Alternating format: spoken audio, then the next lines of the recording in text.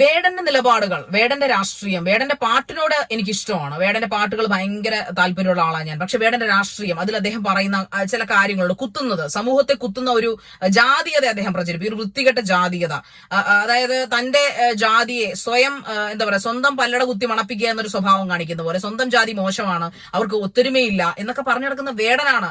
ഇവിടെ നമ്മളൊന്ന് നോക്കിയാൽ മതി, നമ്മുടെ നാട്ടിലൊരു പ്രശ്നം ഉണ്ടായാൽ നമ്മൾ ആരുടെ കൂടെയാണ് ആദ്യം നിൽക്കുന്നത്? ആദിവാസിക്കോ ഒരു SC STക്കോ ഒരു പട്ടിക വിഭാഗത്തിന് ഒരു പ്രശ്നം ഉണ്ടായാൽ നമ്മൾ ആ മനുഷ്യനൊപ്പമാണ് നിൽക്കുന്നത്. കഴിഞ്ഞ ദിവസം നടന്ന ഏറ്റവും വലിയൊരു സംഭവം തന്നെ നമുക്ക് നോക്കിയാൽ, ഒരു പയ്യനെ അർദ്ധനഗ്നനായി കെട്ടിയിട്ട് അടിച്ചത് കേസിൽ അവന്റെ ഭാഗത്ത് തെറ്റുണ്ടായിട്ട് കൂടിയും നമ്മൾ ആരുടെ കൂടെയാണ് നിന്നത്?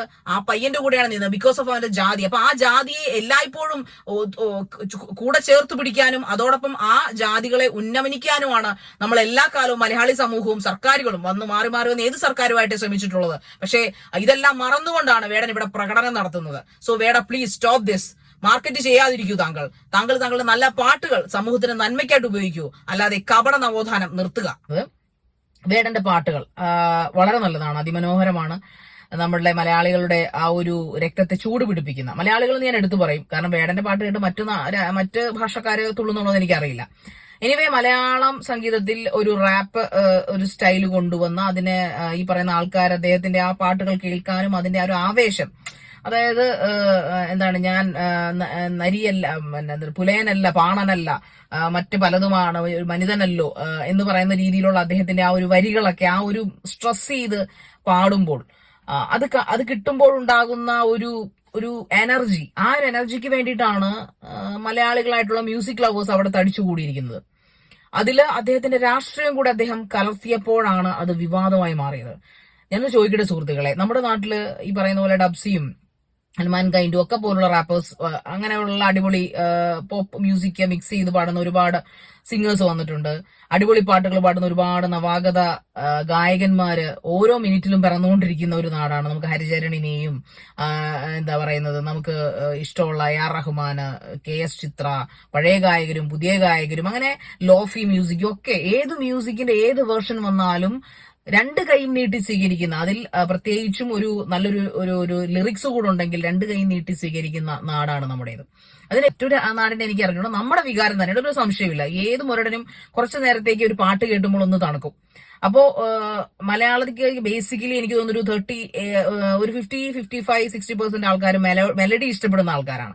ബാക്കി ഒരു 40+ ആൾക്കാർ ഇഷ്ടപ്പെടുന്നു. 40+ ആൾക്കാർ ന്യൂ ജനറേഷൻ ഉൾപ്പെടെ ഇഷ്ടപ്പെടുന്നത് ഈ ഇച്ചിരി അടിപൊളി സംഗീതങ്ങൾ ഇഷ്ടമാണ്. പക്ഷെ എന്നതും ലിറിക്സ് മനോഹരമാണെങ്കിൽ അടിപൊളിയാണ്. അതുകൊണ്ടാണ് നമുക്ക് പിന്നെ എന്താ പറയുന്നത്, നമ്മുടെ ആവേശത്തിലെ പാട്ടുകൾ നമുക്ക് ഇഷ്ടപ്പെട്ടു തുടങ്ങിയത്, അല്ലെ? ആവേശത്തിലെ പാട്ടുകൾ വരി വന്നാണ് അത് കേട്ടോ. പക്ഷെ അതിന്റെ വരികളാണ് എനിക്ക് തോന്നുന്നു യുവതലമുറ കുറെ കൂടെ പ്രസരിക്കുന്നത്. സോ വേടൻ ആ ഒരു കഴിവ് കൂടുതലുണ്ട്. ഇപ്പൊ പറയുന്ന പോലെ ഒരു മറ്റു ഗായകന്മാരൊക്കെ കുറെ സമയമെടുത്ത് ഹിറ്റ് അടിക്കുമ്പോൾ യുവഗായകന്മാര്, വേടൻ ആ ഒരു സ്ഥാനത്ത് പ്രത്യേകിച്ച് വേറെ ഒരു പരസ്യത്തിന്റെ ആവശ്യമില്ല. അദ്ദേഹത്തിന്റെ പാട്ടുകൾ, പിന്നെ അദ്ദേഹത്തിന്റെ എഴുത്ത്, അദ്ദേഹം ഇൻസ്റ്റന്റ് ഗായകനാണ്. അദ്ദേഹത്തിന് എന്ത് മനസ്സിൽ തോന്നുന്നു അത് എഴുതി പാടുക എന്നുള്ളതാണ് അദ്ദേഹത്തിന്റെ ഒരു പ്രത്യേകത. അത് ഭയങ്കര ദൈവാനുഗ്രഹമുള്ള നടന്നതാണ്, ഇല്ല എന്ന് പറയത്തില്ല. പക്ഷെ ആ ദൈവികമായ കഴിവിനെ, പാടുക വരയ്ക്കുക എന്നൊക്കെ പറയുന്നത് ദൈവികമായ ഒരു കഴിവാണ്, കലയാണ്.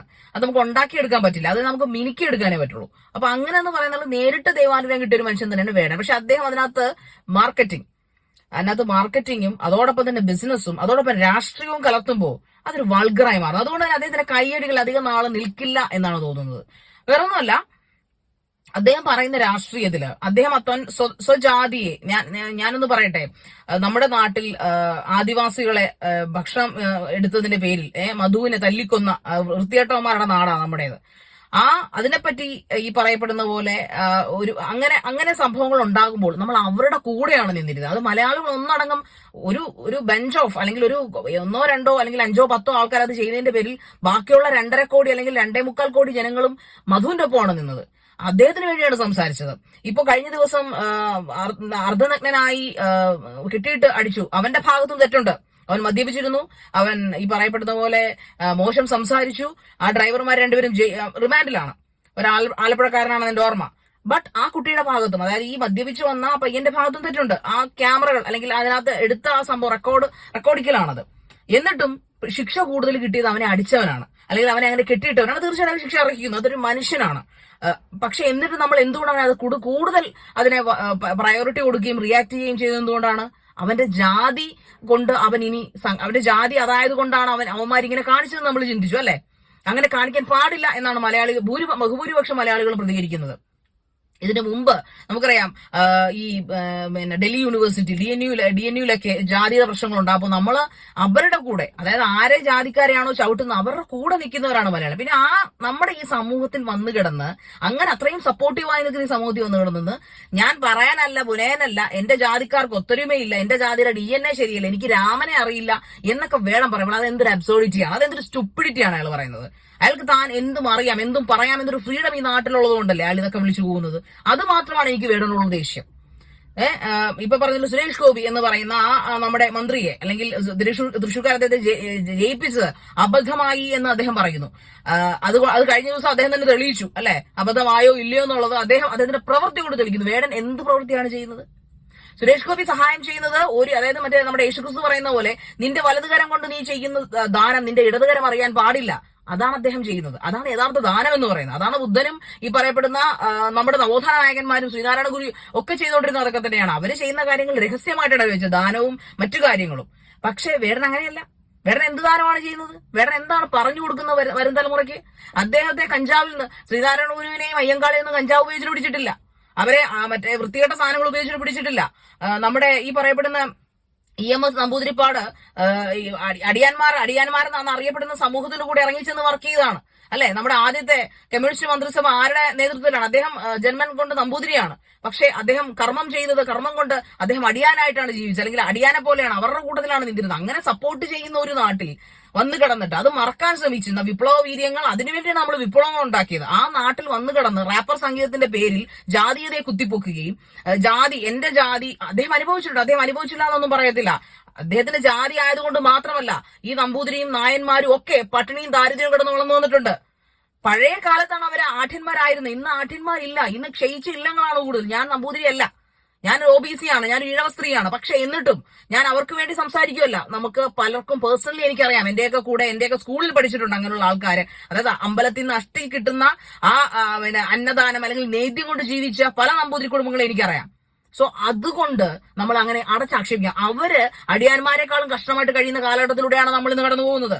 അപ്പോ വേടൻ കോളനിയിലായിരുന്നു, അല്ലെങ്കിൽ വേടൻ ഇങ്ങനെ ചെയ്തു, വേടൻ ഇങ്ങനെ അനുഭവിച്ചു എന്ന് പറയുമ്പോൾ തീർച്ചയായിട്ടും ഇതേ അവർണൻ അല്ലെങ്കിൽ സവർണൻ എന്ന് നമ്മൾ പുച്ഛിച്ച് വിളിക്കുന്ന അവരും ഇതൊക്കെ അനുഭവിച്ചു കഴിഞ്ഞു. ഓക്കെ, പണ്ട് എപ്പോഴോ, അതായത് 16-ാം നൂറ്റാണ്ടിലോ 17-ാം നൂറ്റാണ്ടിലോ 19-ാം നൂറ്റാണ്ടിന്റെ അവസാനങ്ങളിലോ ഇതൊക്കെ ഉണ്ടായിരുന്നു. അതെല്ലാം ഉന്മൂലനം ചെയ്തുകൊണ്ടിരിക്കുകയാണ്, പൂർണ്ണമായിട്ട് ഉന്മൂലനം ചെയ്തിരിക്കുന്നു എന്ന് തന്നെയാണ് ഞാൻ വിശ്വസിക്കുന്നത്. അദ്ദേഹം ഇന്ന് പറയുന്നത് അദ്ദേഹത്തിന്റെ ചെറുപ്പകാലത്ത് അദ്ദേഹം ദാരിദ്ര്യം കൊണ്ട് അനുഭവിച്ച കുറെ കാര്യങ്ങൾ പറഞ്ഞു. പക്ഷെ ഇതിനൊന്നും വേടൻ വളർന്നു വന്നപ്പോൾ വേടനെ ആരും അധിക്ഷേപിച്ചിട്ടില്ല. ആർക്കൊക്കെ വേറൊരു മനുഷ്യൻ കഴിഞ്ഞ ദിവസം ഒരു FB പോസ്റ്റ്, സുജിത്ത് എന്തോആണ് അദ്ദേഹത്തിന്റെ പേര്, FB പോസ്റ്റ് ഞാൻ കണ്ടിരുന്നു. അതിനകത്ത് അദ്ദേഹം പറഞ്ഞിരിക്കുന്ന ഒരു കാര്യമുണ്ട്. ഏത് ജാതി ആയിക്കോട്ടെ, നമ്മുടെ സമൂഹത്തിൽ പണമുണ്ടോ? അതൊരു വൃത്തികെട്ട സത്യം തന്നെ കേട്ടോ. നമ്മുടെ സമൂഹത്തിൽ പണമുണ്ടോ, അല്ലെങ്കിൽ നമ്മുടെ കയ്യിൽ പണമുണ്ടോ, നമ്മുടെ സമൂഹത്തിൽ പണമൊന്നല്ല, നമ്മുടെ കയ്യിൽ പണമുണ്ടോ, നമ്മളെ അവർ അംഗീകരിക്കും. ഇപ്പൊ വേടന്റെ കയ്യിൽ പണമുണ്ട്, വേടന്റെ കയ്യിൽ സംഗീതം മാത്രമല്ല, വേടന്റെ കയ്യിൽ പണമുണ്ട്. പക്ഷെ പണമില്ലാതെ സംഗീതം മാത്രം കയ്യിലുള്ള എത്ര ഗായകരെ നമ്മുടെ മലയാളികൾ അംഗീകരിച്ചിട്ടുണ്ട്? അംഗീകരിക്കില്ല. വേടന്റെ ജാതിയിൽപ്പെട്ട നന്നായിട്ട് പാടുന്ന ഒരുപാട് ആൾക്കാരുണ്ടാവും. എത്ര പേരെ അംഗീകരിച്ചിട്ടുണ്ട്? വേടന് മാർക്കറ്റിംഗ് അറിയാം, നന്നായിട്ട് മാർക്കറ്റ് ചെയ്യാൻ അറിയാം, നല്ല ഭാഷയുണ്ട്. അതുകൊണ്ടാണ് അദ്ദേഹത്തെ ജനങ്ങൾ അംഗീകരിച്ചത്.